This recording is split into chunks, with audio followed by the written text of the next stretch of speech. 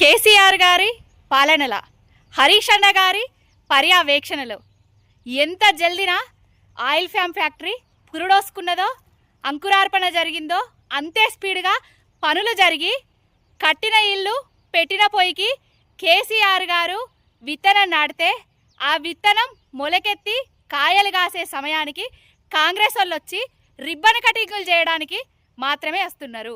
దాదాపుగా 62 ఎకరాలల్లా 300 కోట్లతోటి ఈ ఆయిల్ ఫ్యామ్ ఫ్యాక్టరీ నిర్మాణం జరిగింది.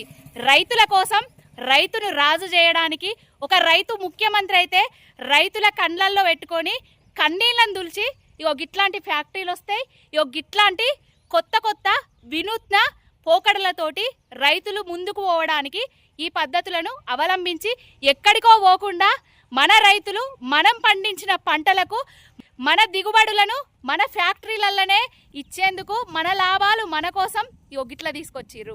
22 తారీఖు మన గుంపు మేస్త్రి గారు వస్తున్నారు. కేసీఆర్ గారు కట్టిన ఫ్యాక్టరీకి రిబ్బన్ కటింగ్ చేయడానికి ఇప్పటికైనా ఉక్కు భూమికి రాకి కేసీఆర్ గారి గొప్పతనాన్ని ఒప్పుకొని తీరాల్సిందే గుంపు మేస్త్రి.